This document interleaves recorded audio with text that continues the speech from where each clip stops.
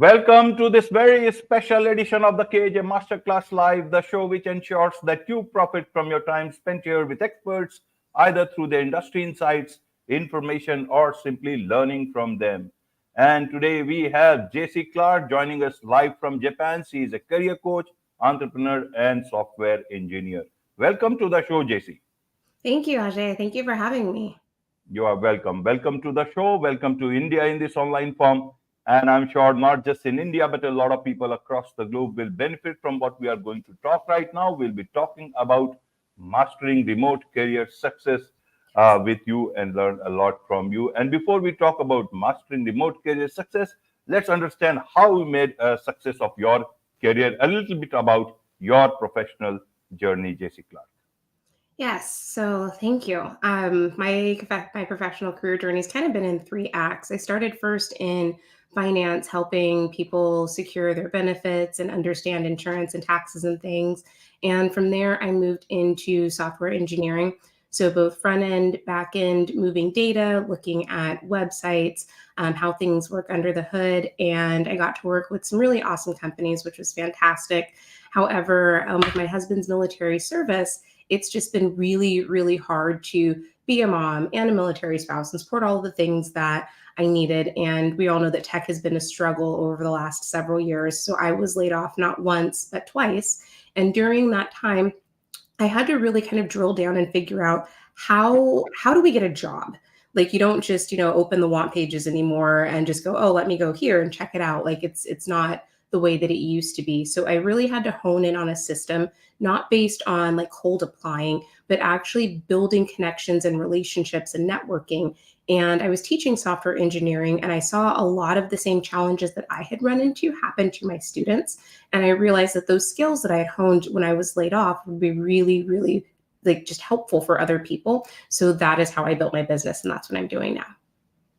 Wonderful, wonderful, JC. So I want to understand 1800 applications, job applications means that's I wouldn't say it's too much, but that's like a too much of a resilience and perseverance. So I want to understand why 1800.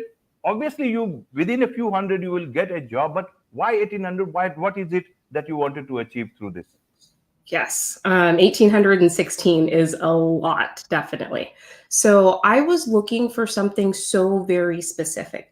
I was looking for specific hours. I was looking for flexibility and freedom to be able to support what my husband needed from the military. I was looking for something that was going to allow me to be present because I've got a young set of boy-girl twins, and then something that I was going to be able to take all over the globe. I'm a US native, but just with my husband as we've had the fantastic opportunity to be in a lot of different places. And so that's very, very non-traditional. And with COVID, everybody kind of believes that, oh, everything is remote now, which is true-ish, but companies also have certain responsibilities in terms of like taxes and residency and all of those things. And so during those 1800 applications, I had roughly 42 interviews, and I actually got 6 offers. So it wasn't that I was doing anything wrong or that I couldn't get a job. It was what I was looking for was just too specific. And what I'm believing now is that all of that learning, all of that growing, all of that like market research essentially that I did, because that's what I was able to build my business on, as like difficult as it was at that time, that's what's allowed me to now help other people get jobs quicker, faster, easier based on networking so that they don't have to apply for 1800 jobs, because I don't recommend it for anybody. It's a lot. Absolutely, it's a lot, but actually that it's a lot of learning too. So what have been your learnings from that, and what would you like to, because it's almost like a book that will come out of that. So what would you like to share with a lot of aspirants, especially from somebody who is just starting out, what is there, and for somebody who is mid-career and someone who thinks that 50 plus is almost the end of, nobody needs them. What would you like to tell them? That is the learning I want to learn from you for a lot of people. I would actually tell all 3 groups the exact same thing, that it is all about your network, who you know, the relationships that you've built, and what you're able to both give and receive, specifically giving first. So, people come out of university and they think that they're going to head off into that first job. And we all know that it's a lot more difficult to get that first entry level job now because companies are requiring entry level jobs to come with like 3 to 5 years of experience and a master's degree. And then you've got those people that are mid-career that are looking at, leveling up or transitioning sometimes into a second and third act. And they're looking at these job requisitions that are asking just for everything under the sun. You got to have 3 PhDs and 25 years of experience in a coding language that's only like 5 years old. Like that just doesn't math. Or you've got people that are, kind of in their third chapter, that 50 plus group that you talked about, that's like, wait, where am I going to go next? To who still needs my expertise? Where can I continue to share? And the solution for all of that is building a robust professional network, specifically when you don't need it. So one of the things that I did when I was laid off is I focused on outreach. I knew what I wanted to do and where I wanted to work. And so as I'm applying for these roles, I'm actually going on LinkedIn and I'm not just finding members of the hiring team, I'm finding members of the team that I would be working on. And so I'm reaching out to them saying, hey, I'm really excited about this role. I sent in my application. Can we put 15 minutes on your calendar? I'd love to learn about you, the role, what the company is looking for, and how I can contribute to the team. And I was really, really smart. And I had a system that allowed people to go on and choose the time that worked best for them. So there was none of this back and forth about I'm in Eastern time or I'm in Alaska time. How are we going to do this? So I made the process simple. And I actually got a lot of responses and a lot of people that were like, yeah, sure, I've got 15 minutes. And so you never get on and say, I'm looking for this job. You get on and you learn, what did they do or what is the company looking for? And then I would say, if you were in my shoes, if you were looking for this, where would you look? So then you're not trying to elicit something from them because people don't like being taken from. You're asking for advice, which makes people feel valued. Like they want to share their knowledge with you. So it doesn't matter what stage you're at in your career. LinkedIn Premium costs a little bit of money, but it's free essentially to find other people and have those conversations. And as long as you keep those connections warm and stay on people's radar, it doesn't have to be like every week, hey, how are you? But every 6 to 12 months or so, hey, saw that you had a work anniversary, congratulations, or hey, saw you got promoted, good job. Just stay on their radar and people are more likely to reach out to you and say, hey, I saw this opportunity, or, my friend over here is hiring for this, this, and this, or hey, could you volunteer with this? And even if you're volunteering, it gives you the opportunity to put something else on your resume and give back at the same time. So no matter where you're at, network, like that is like the golden rule. Right. So how do you network? This whole world is about networking nowadays. But actually, how do you effectively network? And coming to the topic that we have, about remote career success. So how do you network if you for actually success in doing your work remotely or distributed work that we are talking nowadays? Help us from both the angles. Again, the same strategy will work or it will be much different? Because a lot of people can start their careers working remotely because you want to have a job and that's the only job that you are getting. How does that work on the ground when it is all about online networking especially? Yes. So, number one, I would tell people to be very open minded. Like, LinkedIn is not the only place that you can network. So, look at professional development groups around whatever you may happen to be or be interested in. There are ones for women of color. There are ones for, early engineers. There are ones for people that are interested in product management. Like, there are so many avenues where people gather together around a similar topic or a similar idea or a similar goal. So number one, definitely invest in finding some of those. And some of them have a membership fee. And obviously, if you can't afford it, like that's its own deal right there. However, that small amount of money for the return that you get from some of these, I think is definitely worth it. So don't just look at it and go, oh, it's got a membership fee. That's not for me. Like, consider what can you get back out of that organization. So number one, definitely go find people like you that are looking to do the thing that you are doing. The other thing that I would say is on platforms like LinkedIn. Number one, don't be afraid to reach out to people. Like, you're through the screen, nothing bad is going to happen to you. The worst thing that's going to happen is they're just not going to respond. It's okay. So definitely, I pay for LinkedIn Premium because I think like basic LinkedIn has got some bigger restrictions now. But be willing to be bold. Craft a message, craft a template, say, hey, this is me. I noticed that you something specific about them, the reason that you want to interact with them. And then just make a super simple, quick ask, 15 minutes. Nobody wants to be on a 3-hour like video chat. Like, that's just not fun. But say, hey, can we sit down for 15 minutes and tell them exactly what you want to talk about? I want to ask about this, this, and this, and then make it easy for them. People don't want to go back and forth sending 72 messages about, hey, when can we connect? So use something like Acuity Scheduling, Calendly. I think that some of them have some free options, and just have a link where they can go, boom, here, okay, perfect. Beyond that, I encourage people to keep a list and be willing to reach back out. So I'm an old soul. I still sit down. I send like 200 handwritten Christmas cards every year. It's one of my favorite things to do. People love getting them in the mail because people want to feel like you remember them, like you're thinking about them. So don't just connect and talk to people when you want something. Also, make sure that you're congratulating them on their professional milestones, or when they have achievements, or if you see an opportunity that you think would be perfect for that person, definitely send it to them, because there needs to be reciprocity there. Like that interaction is a two-way street. And then finally, the last thing that I would say is don't forget like your personal network. You've got friends, you've got family, you've got schoolmates, you've got colleagues, all of those people who already are invested in who you are as a person. There's whole, I think that's like what Kevin Bacon is at 6 degrees of separation.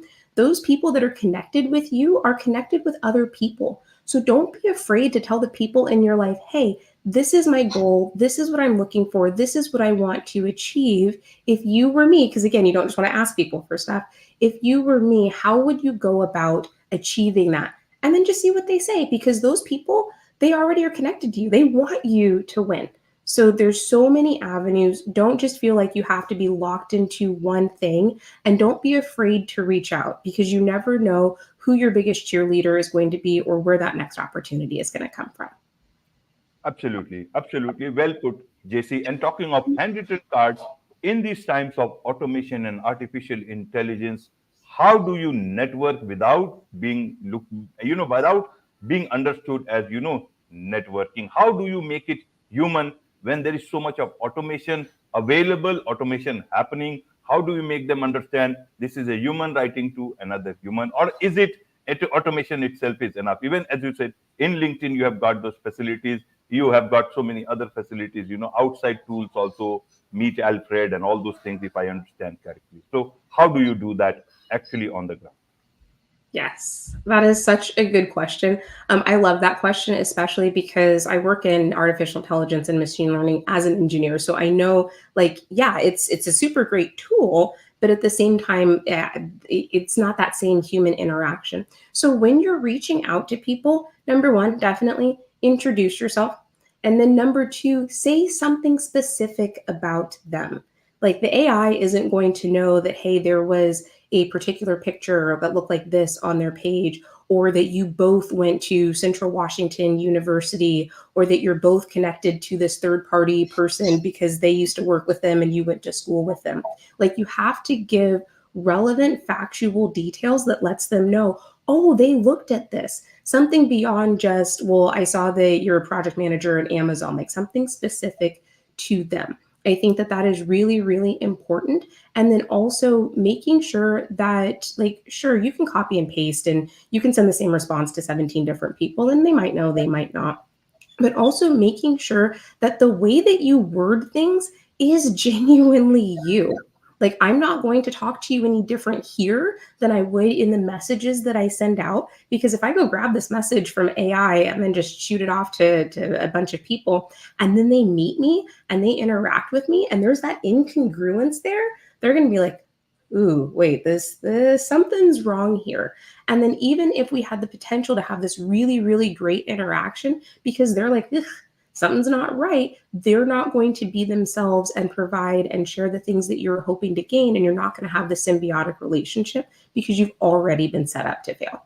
So definitely utilize tools, utilize templates. I'm all about saving time and being efficient, but make sure that you're adding those human touches that are unique to you being you.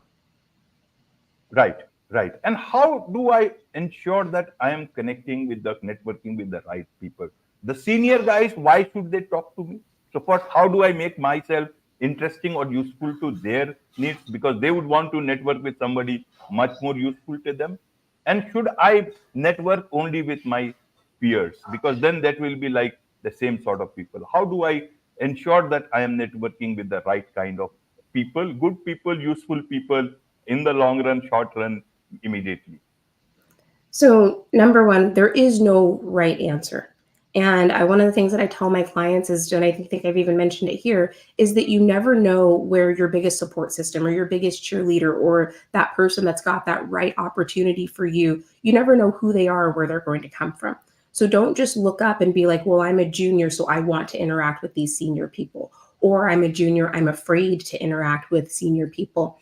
I remember reaching out to one girl at a company who had a role similar to what I was looking for because her profile picture looked really cool and she had like this really neat hairstyle in it. And so in reaching out to her, I was able to say, hey, I think you did this really neat thing. I'd love to learn more about you. And she was like, oh, yeah. So anybody, anywhere can be a great resource. Now, if you're looking up to someone who is more senior than you, definitely highlight their experience, highlight what you're looking to learn, because most people enjoy talking about themselves or giving back or sharing. And I'd be willing to bet that people that got in those senior type roles probably did not get there without either being mentored into that role or currently being in a position to mentor others. A lot of times when people get into a role, they're willing to look back and say, okay, who else can I help? How can I bring someone along? Now, if you're a junior and you're wanting to interact with that person, look for how you can provide value. Now, you might not be in their same role on their same level, but a good idea can come from anywhere. So if you're looking at a project that the company is doing, or if you're looking at maybe somewhere that they're working on or something that you see that might be more efficient, make sure to be humble and respectful, but say, hey, I was looking at this and have you thought about X, Y, and Z? Or what would it look like if I could do this, this, and this? Do you mind if I tinker with it? Like, I think it'd be a great side project. And like, you just offered free labor. Who's going to say no to something like that? So definitely be brave when it comes to interacting with your peers. One thing that I will say is make sure that you're staying within and interacting with people who are positive, because I know sometimes it is really easy to get bogged down. I got laid off twice. I think in the last couple of years, like hundreds of thousands of software engineers have been laid off. And so it's really easy to find some of my other colleagues or coworkers who've been laid off and commiserate, because misery loves company. So I'm all about like having that moment, but you got to make sure that the people that you're interacting with are like, okay, hey, let's go. We're moving toward the next goal, the next thing. We're in a positive headspace, because life is going to continue to happen, and you want to make sure you don't get sucked down into that vortex with them. But when you are interacting with people on your level, figure out how you can collaborate. What can you bring to the table? What can you guys do together? Because if you work on something together and put it out into the world, that's going to like exponentially increase the people that you're reaching, because your network is going to be completely different than their network. So collaborating gives you free access to the people that they know, and they get the same from you. Right, right, Jesse. And now, talking about the job search part.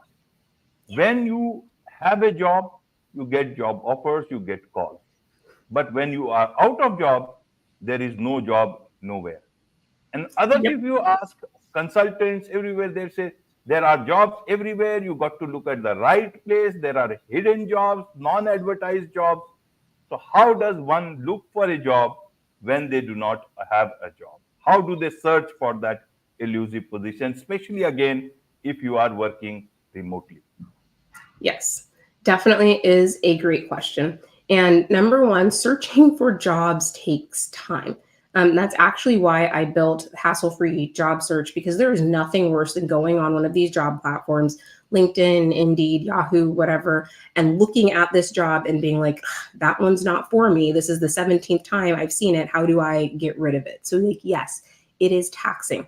But more so than looking for the role, I would tell people to think about who they want to be around, and where they want to be. So to start targeting companies, thinking about the company culture, like what does remote work look like? What do some of those things like in-person events or some of those other cultural pieces, like what do they look like? Now deciding what are they looking for, finding those companies, and then reaching out to people at those companies. Now, they may have open roles. Now, they might not necessarily be exactly the role that you are looking for, but if you find something that's a great cultural fit, apply.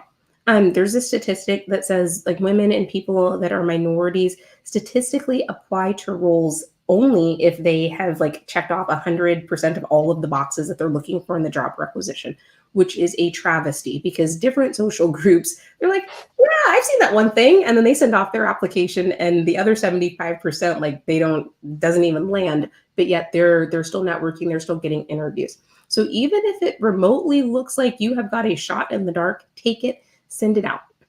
But the thing to do is once you send that application in, go back over to a networking platform and find that team. Tell them, hey, I'm interested in this role. I see that it was open. I can do this, this, this. This is where my experience lies. I know that y'all are working on this project. I think that I would be able to contribute in this way, this way, and this way. When do you have 15 minutes so we can sit down? I'd love to learn more about you, the company, the role, and how we can work together. And if you'll notice, that's almost exactly the same thing that I said in that other message, which is where that reusability piece comes in.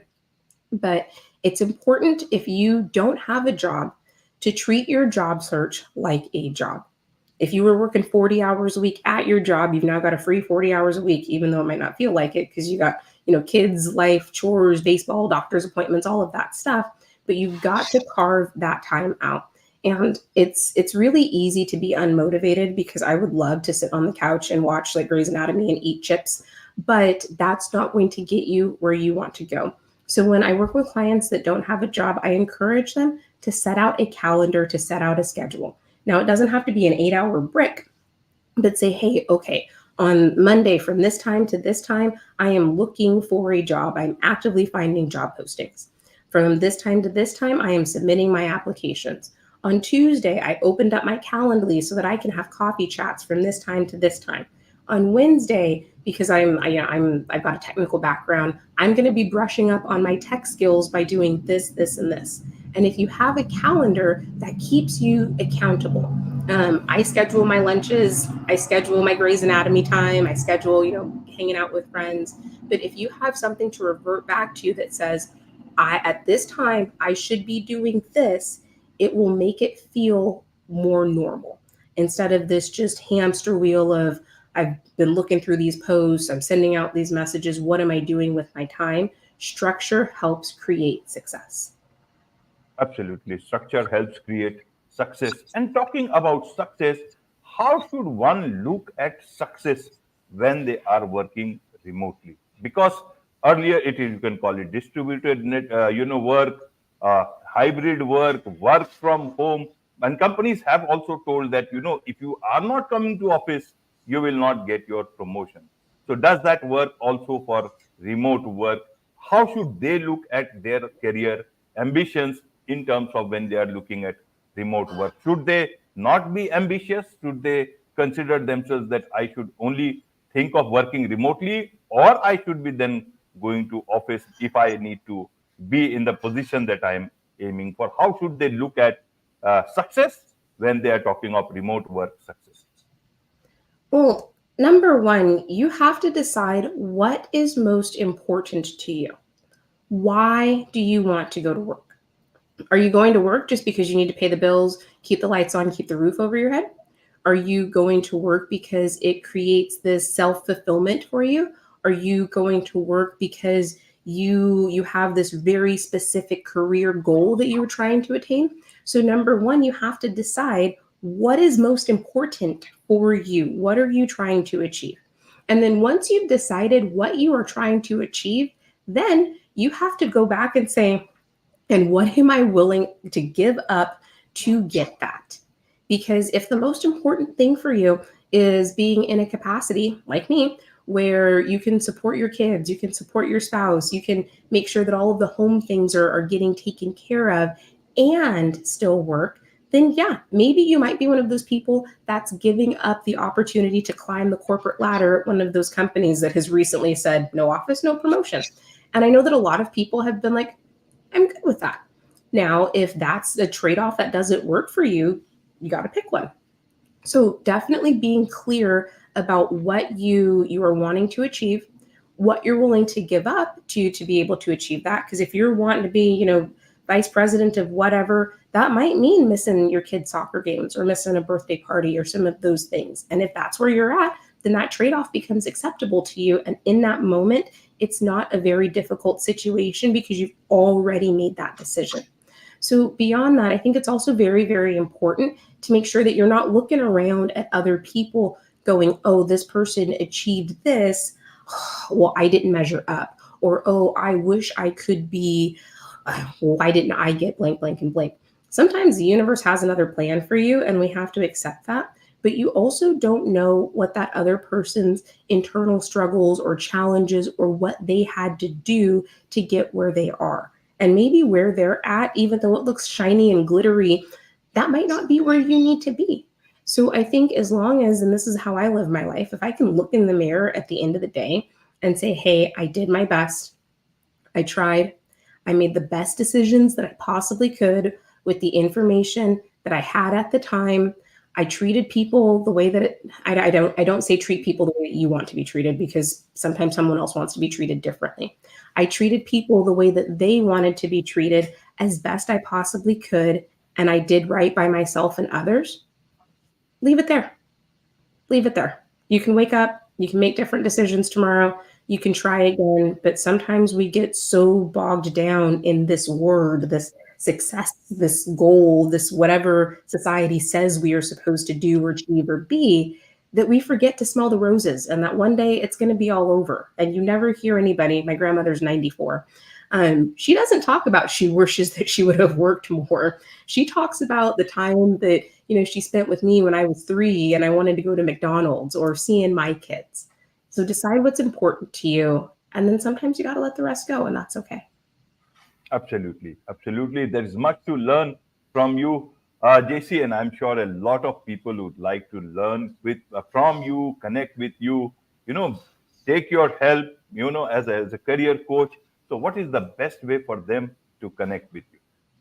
Yeah, absolutely. So you can definitely find me on LinkedIn. Super easy, just underscore, I think it's at underscore the career engineer. I've got the website, so engineermycareer.com. And there you'll find all of the support, resume, LinkedIn review, hassle-free job delivery. That's the one where jobs come to you, so you're not looking for them.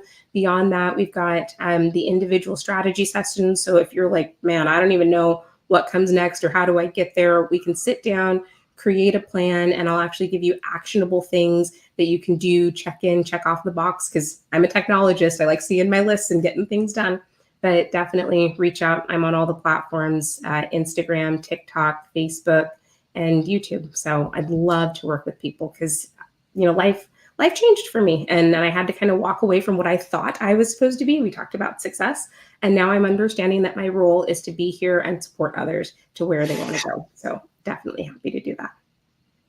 Wonderful, wonderful. With this, it's a wrap on this very special edition of the KJ Masterclass Live. Thank you so much indeed for joining us. Thank you, Ajay. I'm glad to be here.